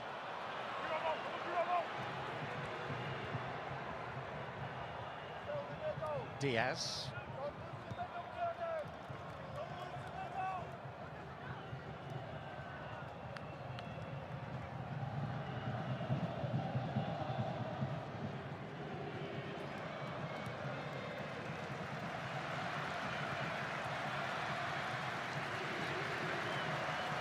With 76 minutes on the clock, applause rippling round from the Tartan army in respectful memory of one of their own, Donny Strathy, who passed away last week at the age of 76. Here is Diaz for Morocco. I'm staggered he doesn't cross that back post. And that, look at, honestly, he's absolutely living Siberian, so he should be. And here now is Mazraoui. John, I cannot believe Diaz doesn't roll that long. Saibari got away from Jack Henry in that back post position and he had a tap in, I think. Live Diaz.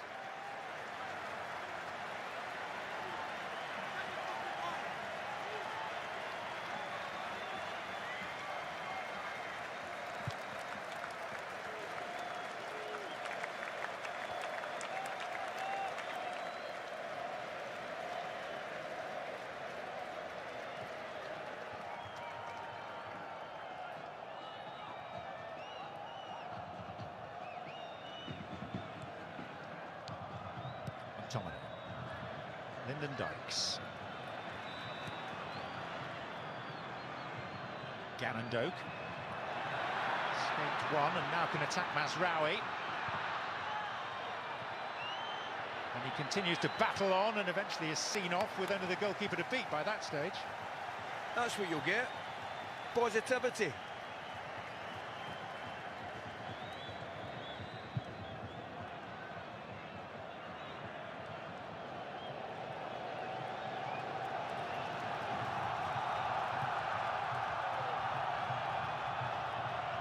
McLean. McTominay. Gannon-Doak.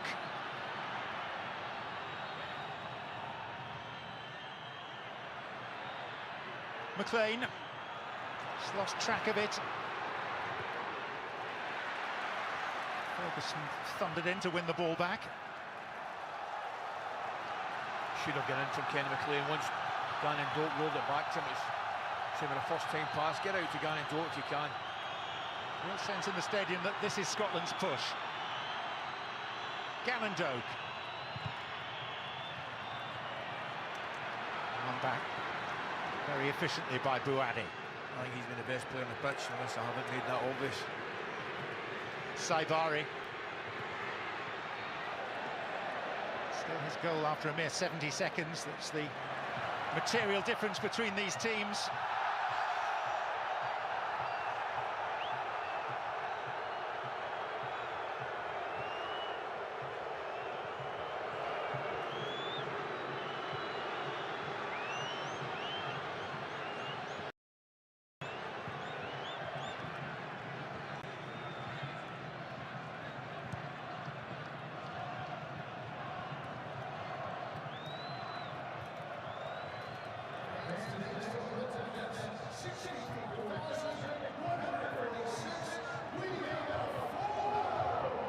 It's confirmed at a shade over 64,000, which means that the Boston Stadium at Foxborough is full.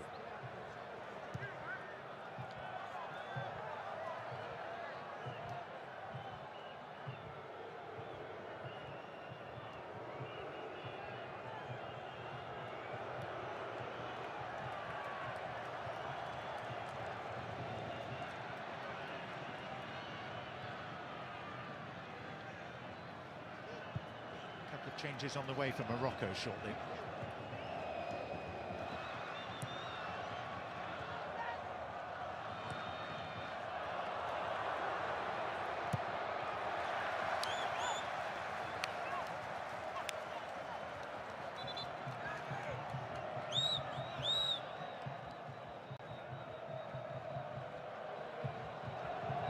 May even be a triple substitution.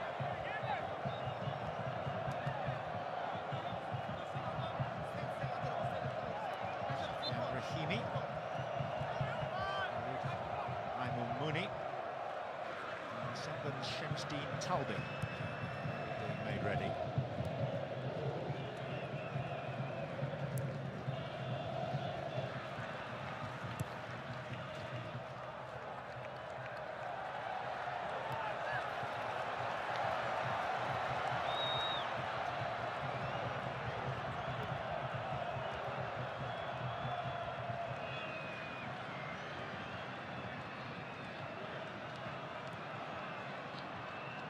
Patterson. Robertson. McGinn down for Andy Robertson again. It's Scott McTominay. As he went down, he was looking at the referee, who spread his arms wide and shook his head. And away at the other end come Morocco with El Khanous.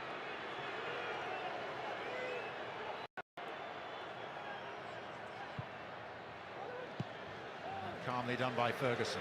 Did very well. McTominay is still asking the question of the referee.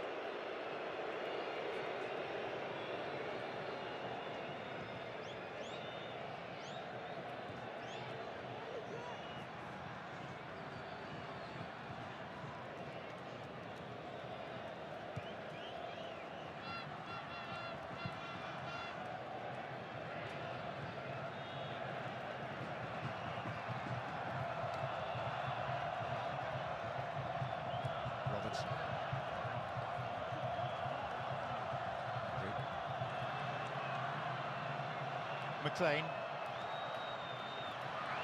It's McTominay. Now it's Lyndon Dykes. Shadi Riyad wants it to run.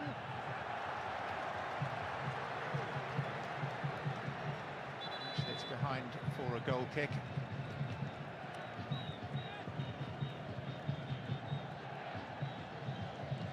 Right foot here.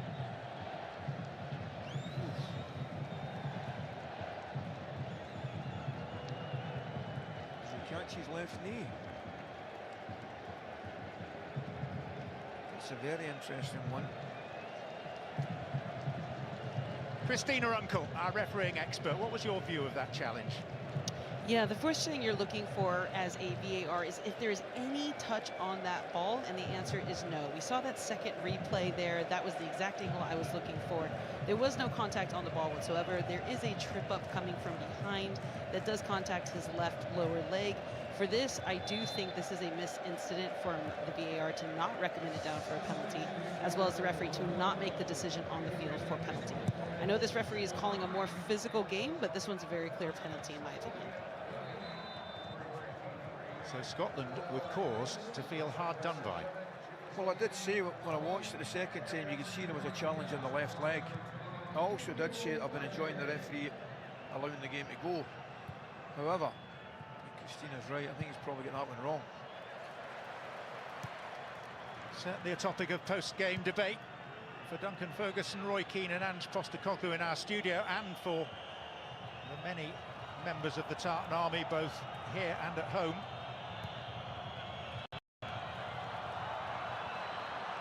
At least Scotland are asking a few questions now. Gannon Doak.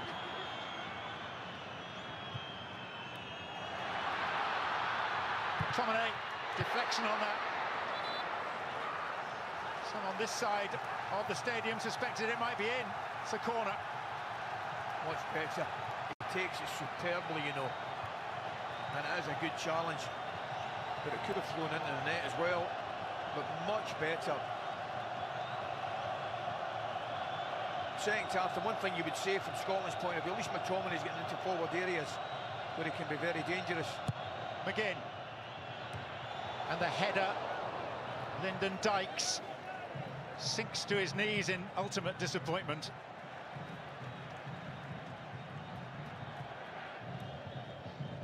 I wonder if McTominay just gives him a little bit of a nudge in the back himself, puts him off a little bit.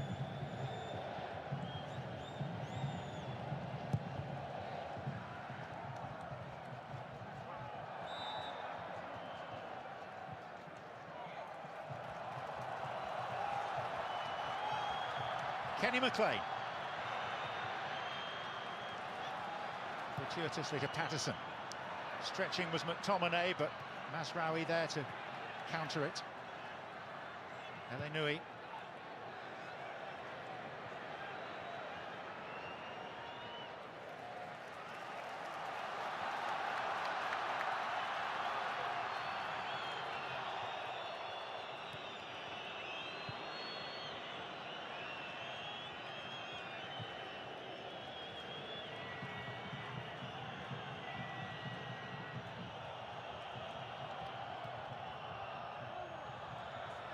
McGinn.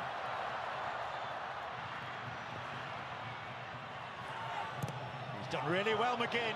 It's a great cross, and McTominay was attacking it.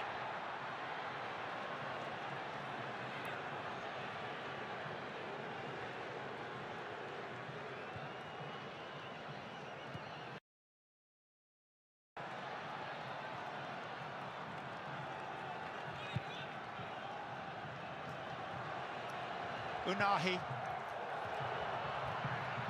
Then read it, dealt with it. Here's Robertson. Ferguson.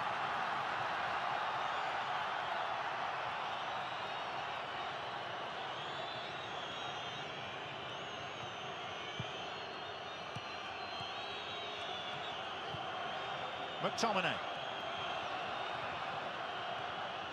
Scotland needing one of their main men to step forward. As our panel suggested at half-time, managed to hang on in there.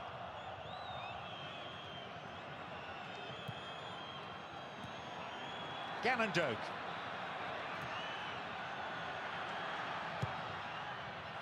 Cross in towards Tomine on the swivel. Couldn't get purchase on it with a challenge biting in. Oh, again, it's good play down the right-hand side. Gannon Toke just fires it across, gets a little bit of break of the ball, gets away from Mazraoui, puts the cross in. He just can't dig it out, can he? To be fair, he's been well marshalled by Riyad there. Dykes was screaming for the layback, wasn't he?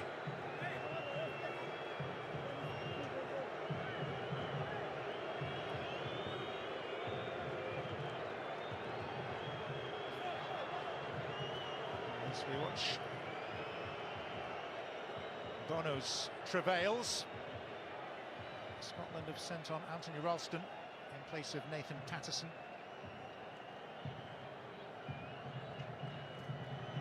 They are also going to introduce another striker, Ross Stewart.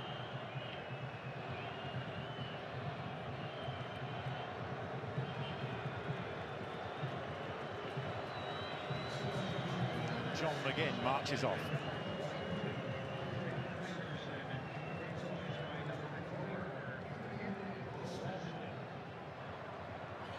And for Morocco's part, Samir El Mourabet of Strasbourg waiting to come on.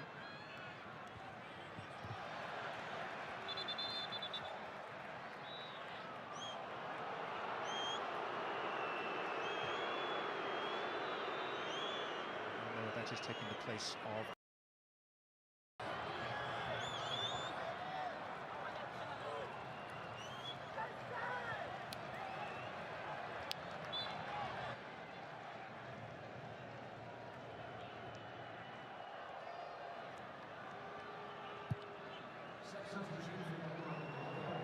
just got to get this ball and try and get up the pitch. We've certainly got a bit of physicality and height up the pitch now. Can we get the ball up there? El Mourabet.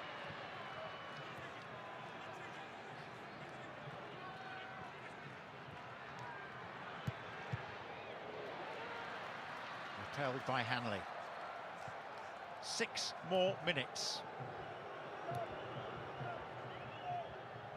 Amaimouni.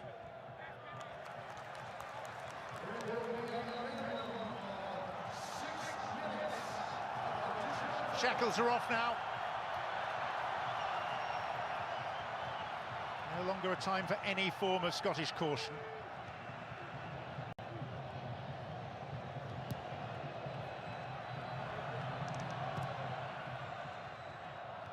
McLean.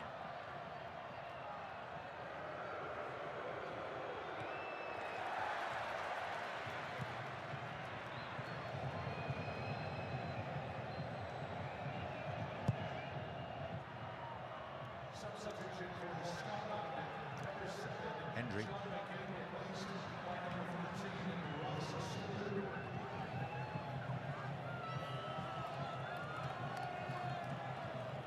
One significant early lapse, looking increasingly costly.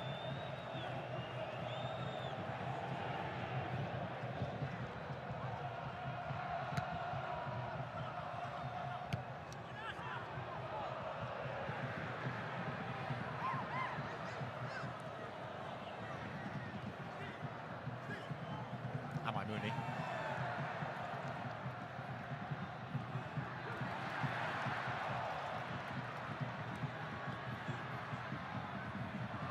McLean.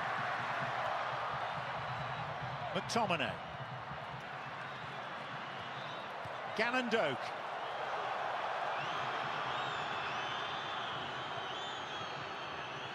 Scotland being urged forward by thousands of their supporters who are on their feet.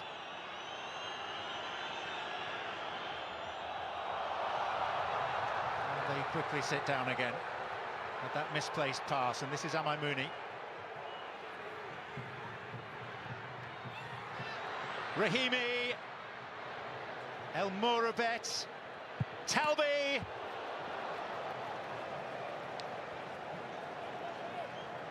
You know, it came from a slack pass, didn't it?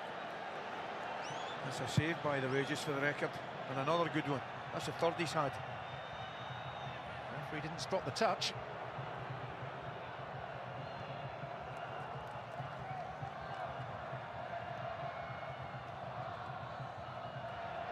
Hakimi. Across was Robertson, and here's McTominay.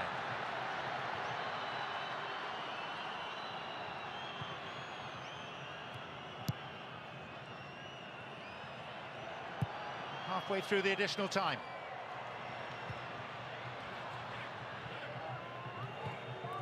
It's poor from Hakimi. Dykes. There's Buadi. McLean.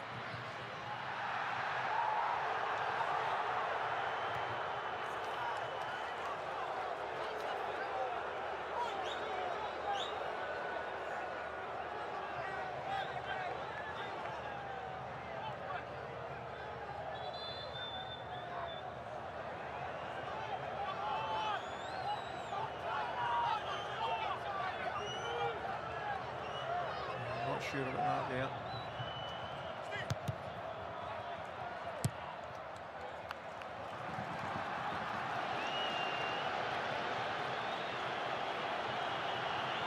Couple of minutes now. Hanley. Stewart got the knockdown.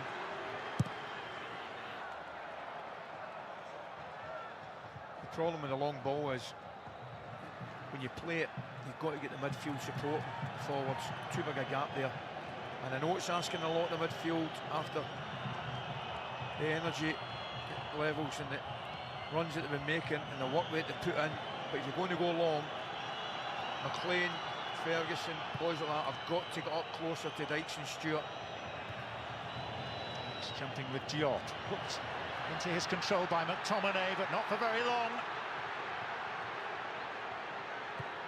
Scotland committing men forward, they're light at the back. Talby. Amai Mooney.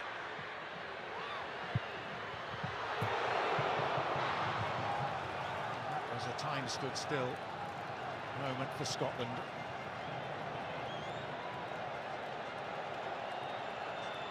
I hear what you're saying, however, I was right behind it and I never felt it was going to.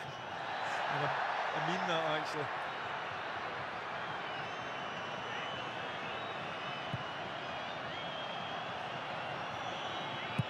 Ralston. Stewart. Oh, nearly for Dykes and almost an own goal at the end of it. It's going to be a corner. Scotland have got one last chance here.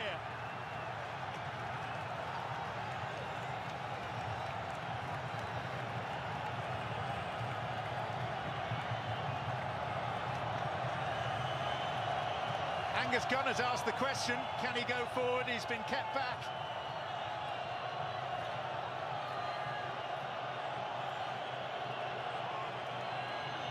This is it for Scotland.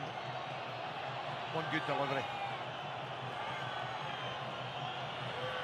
It's Ferguson. Ralston.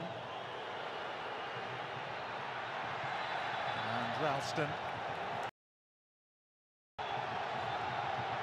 And the referee engaged in conversation with Andy Robertson, but the whistle has been blown, and Scotland have now found, as all the Moroccan substitutes enter the field, that they will have to take their challenge to Miami and the not inconsiderable force of Brazil. Briefly, Ali, what have you made of Scotland today?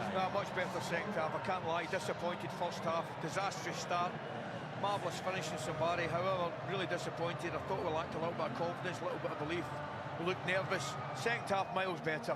There's an element, you've got to be honest, an element Morocco took the foot off the gas a little bit, like they did the opening game against Brazil, where they looked as though they were happy to win each. They looked a little bit as if they're settling for 1-0. Scotland miles better. Could have, should have had a penalty on McTominay, but in the grand scheme of things, John, 1-0. Yes, we're a little bit disappointed as well. 1-0 against a team in recent finals the last tournament, and also started very, very well. Disappointed, but not, you know, we'll have to fight another day. Absolutely.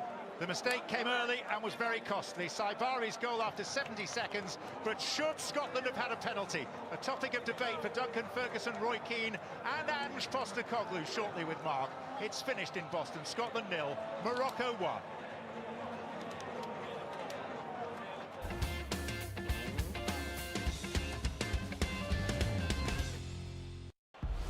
She's struggling to put this one away.